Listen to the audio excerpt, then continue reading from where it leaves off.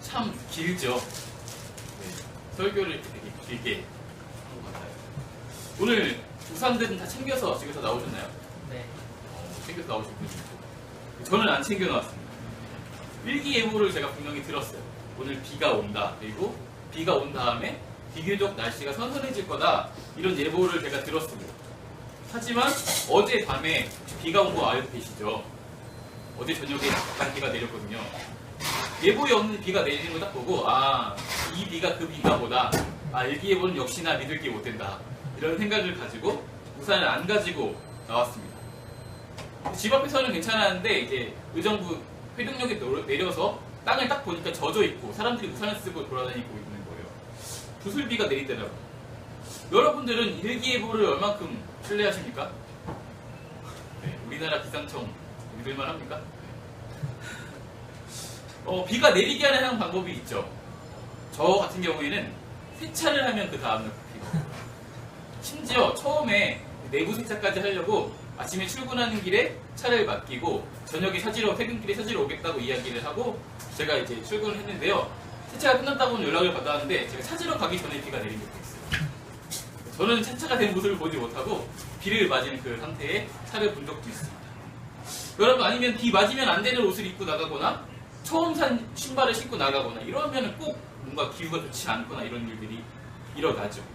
실제로는 그날만 그런 건 아닌데 그날 우리가 예민하게 기후에 반응하는 것 같아요. 사실 이렇게 기후에 이렇게 피해를 직접적으로 받는 인상 깊은 날이 아니라면 오늘 살아가는 우리들의 삶에서 이 기후는 특별히 우리한테 영향을 많이 주지 못합니다. 특별히 도시에서 사는 저와 여러분 같은 사람들은 크게 영향을 못 받아요. 비가 오면 건물 안에 있으면 되고 차를 타고 이동하면 되고 그런 어떤 여러 가지 굳이 우산을 챙기지 않더라도 살아갈 수 있는 삶의 기반이 되는 것이죠. 그래서 일기예보에 큰 관심을 가지지 않는 것 같습니다.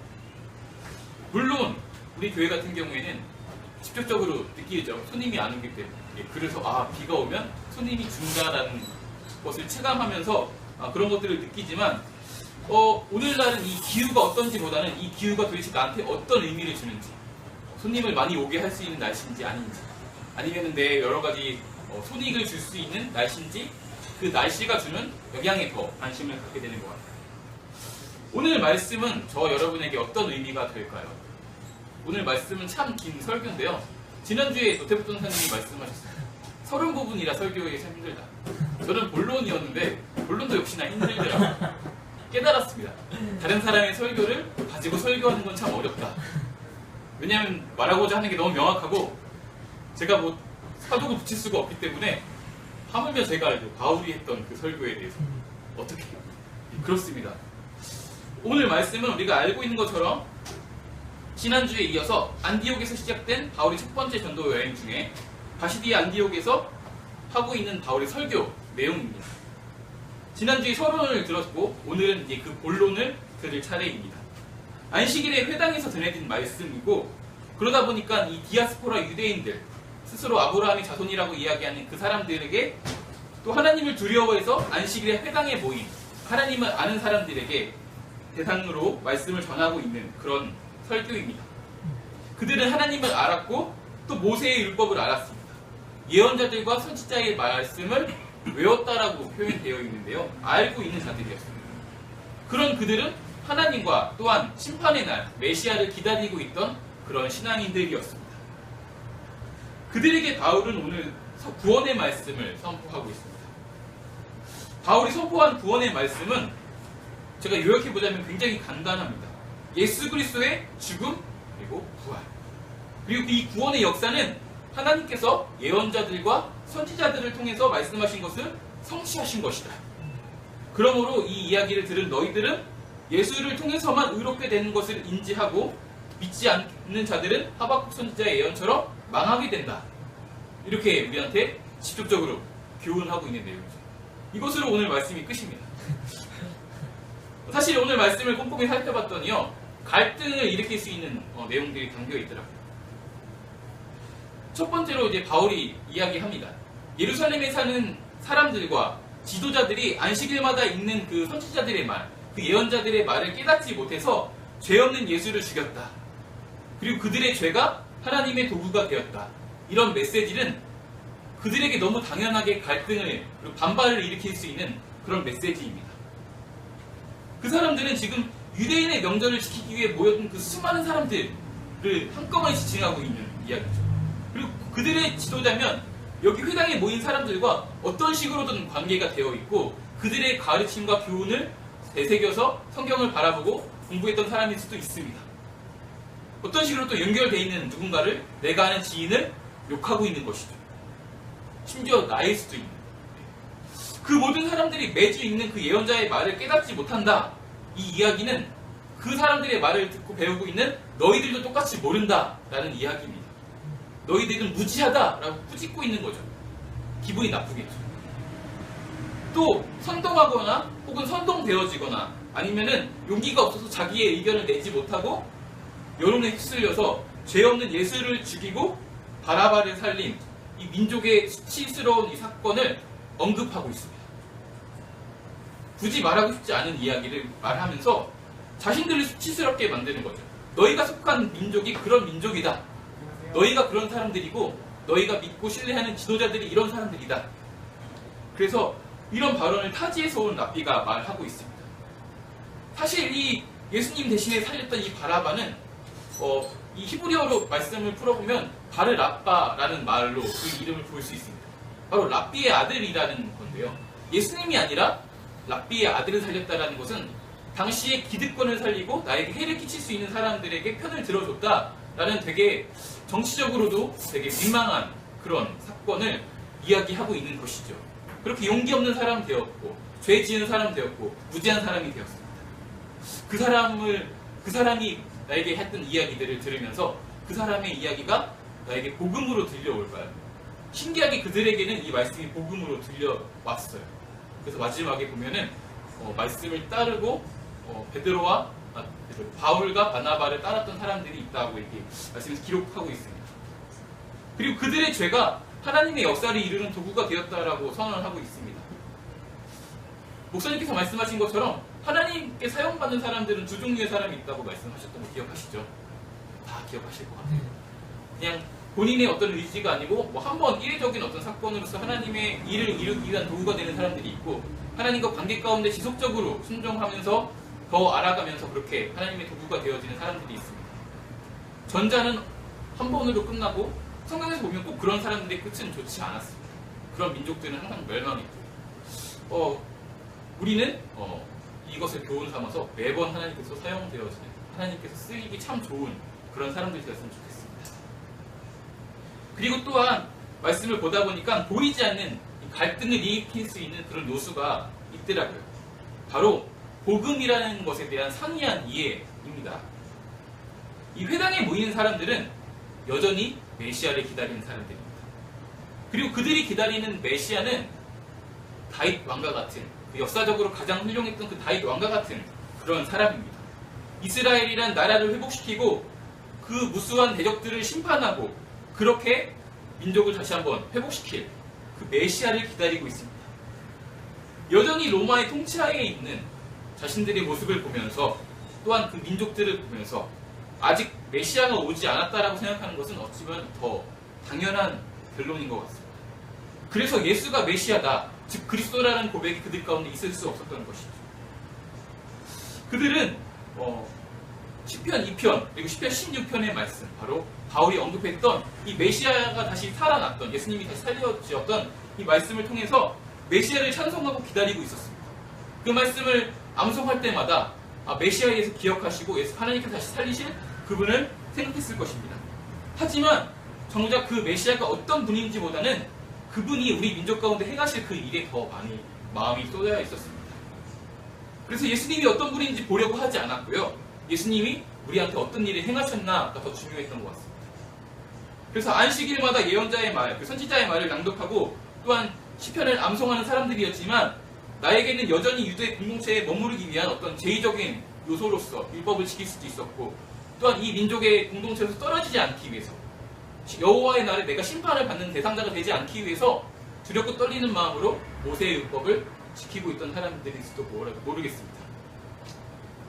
예언자들의 말은 여전히 중요하다라는 것을 알고 있습니다. 그리고 암송하고 있습니다. 그리고 중요하게 대하고 있습니다. 하지만 오늘을 살아가는 나의 삶에는 어떤 의미가 있는지 별 의미가 없어 보일 수도 있는 말씀입니다. 그래서 메시아에 대한 이해가, 복음에 대한 이해가 상이할 수 있었던 것이죠. 사실 오늘 이 말씀을 곱씹어서 읽는 저에게 계속 질문하는 한 가지 물음이 있었습니다. 그럼 오늘 이 복음의 메시지를 듣고 있는 나의 삶에는 이 하나님의 구원의 말씀이 어떤 의미인가? 너는 이 복음의 메시지를 들었을 때 그들처럼 정말 기뻐함으로 따라갈 수 있는 사람인가? 라고 저에게 묻더라고요. 오늘 우리는 말씀의 홍수 같은 그런 시대를 살아가고 있습니다.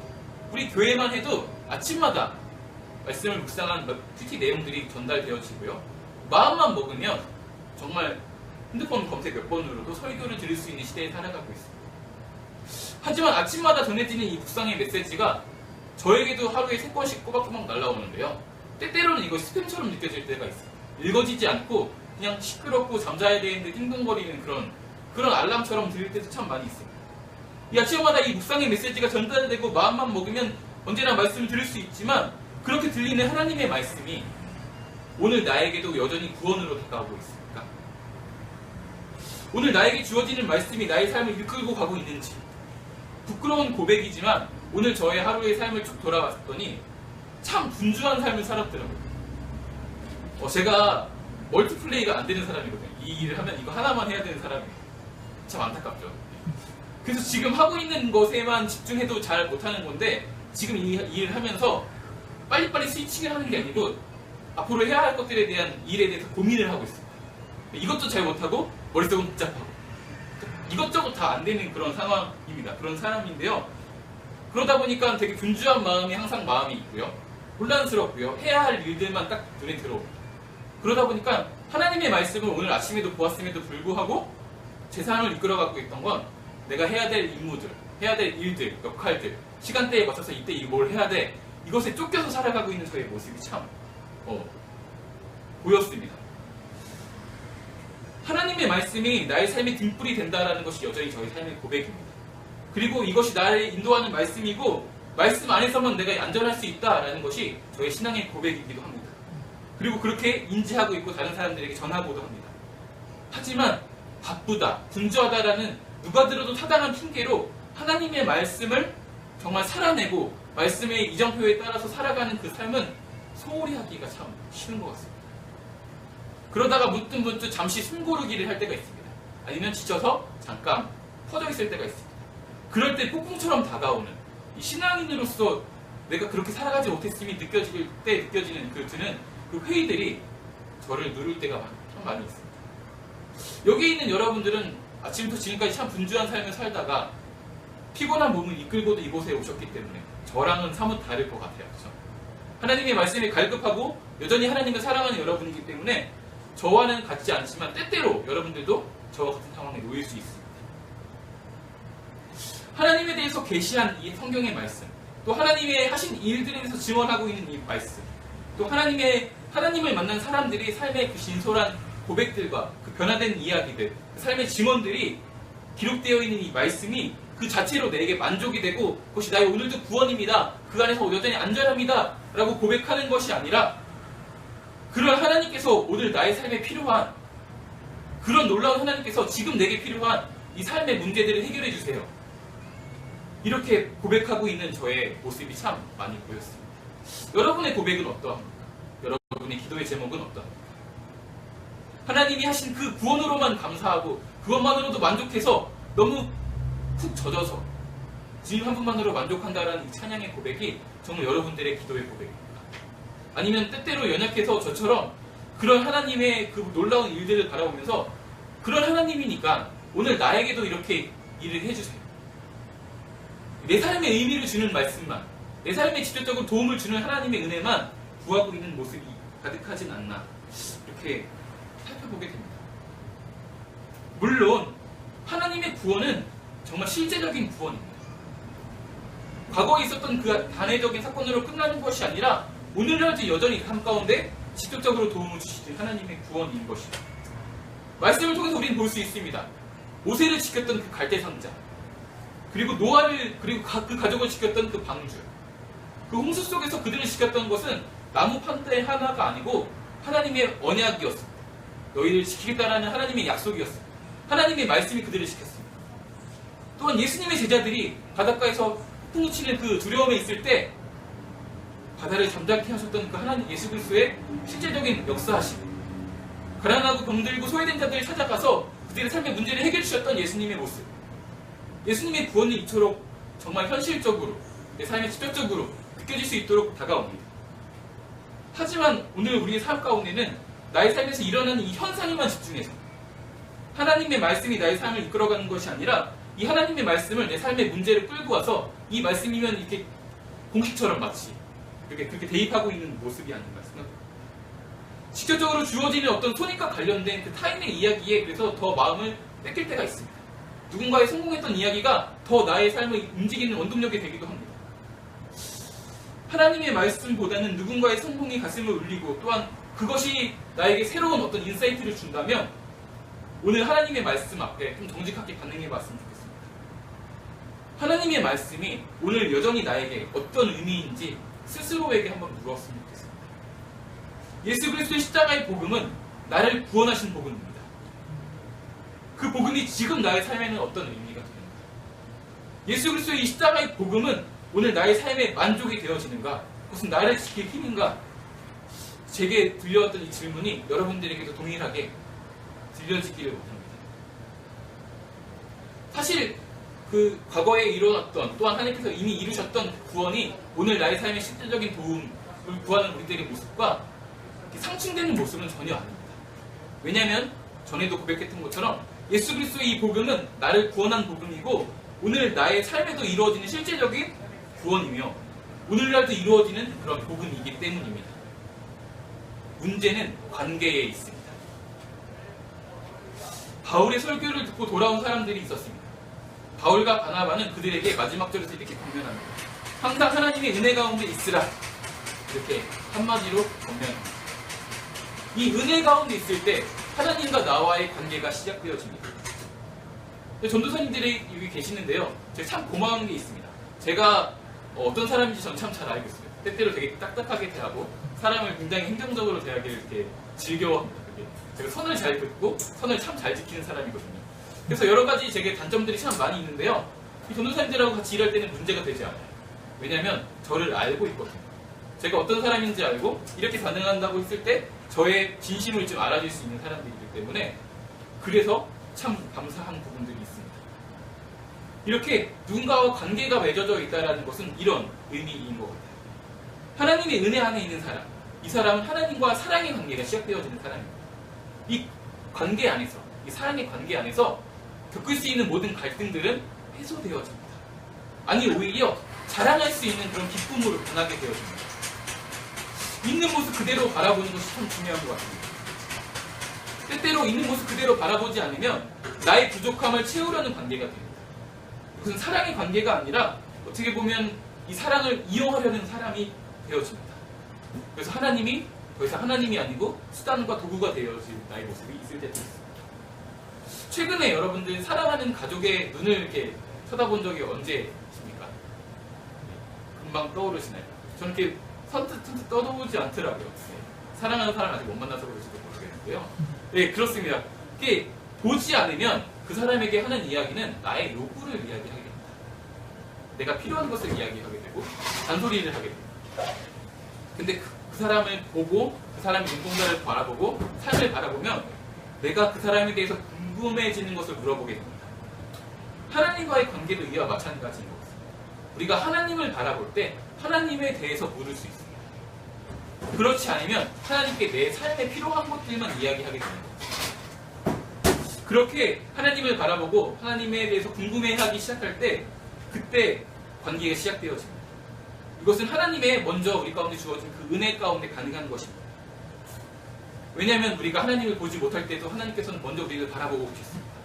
나보다 나를 잘 알 만큼 속속들이 나를 바라보고 계셨던 하나님이고 내가 넘어질 때도 그 옆에 계셨던 분이 하나님이고 우리는 그 하나님을 임마누엘의 하나님이라고 고백하는 사람들입니다. 이 하나님과 관계가 더 깊어질수록 누군가의 관계가 더 깊어질수록 그 대상에 대해서 더 신뢰하게 되어집니다. 그러다 보니까 이 사람이 어떤 일을 할 수 있는지 알아요. 어떤 문제가 생겼을 때 이 사람은 이것을 해결될 수 있는 사람이라는 것을 잘 알고 있어요. 그러면은 그 사람에게 가서 도움을 청하게 됩니다. 마찬가지입니다.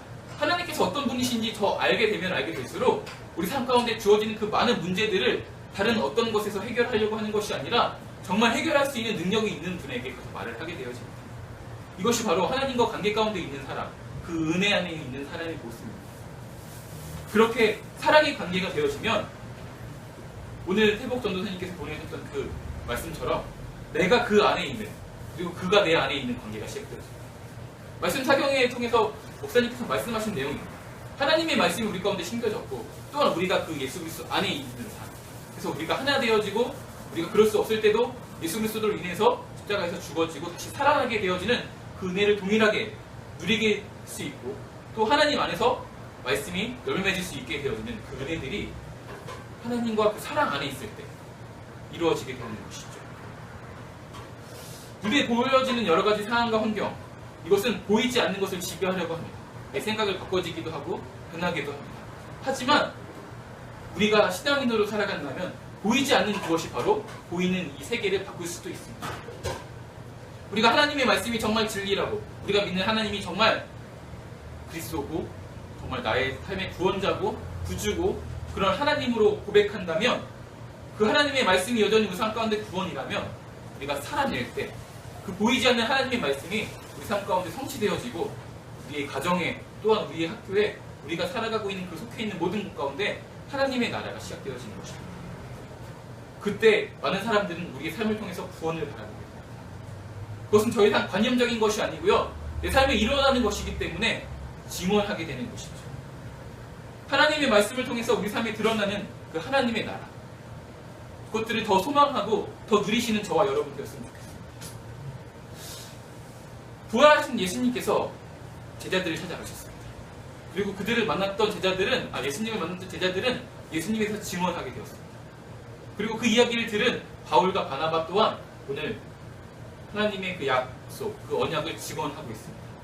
우리가 하나님에 대해서 더 알면 알수록, 하나님과 더 관계를 맺으면 맺을수록, 하나님께서 내 삶 가운데 주어지는 그 은혜가 더 많이 누리면 누릴수록 우리 가운데 주어지는 이 만나게 되는, 보여지는 이 하나님을 전할 수밖에 없고 자랑할 수밖에 없게 되어집니다.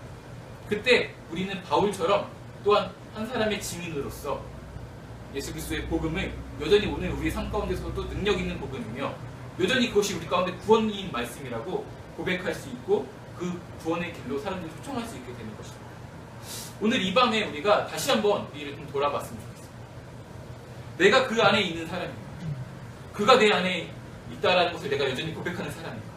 그렇게 하나님과 나의 관계가 진정한 사랑의 관계 가운데 있어서 정말 오늘도 나의 삶의 모습이 예수 그리스도 그분이 구원이 되어지고 하나님의 말씀이 정말 내 삶을 지킬 수 있는 유일한 그 방주가 되어지고 구원의 동아줄 되어지고 그런 하나님의 말씀이 여전히 구원됨을 누리며 살아갈 수 있는 그런 사람인지 스스로한테 물어보고 오늘 이 밤에 다시 한번 하나님께 기도할 때에 이 하나님과의 사랑의 관계를 회복하는 저와 여러분이었으면 좋겠습니다. 기도하도록 하겠습니다.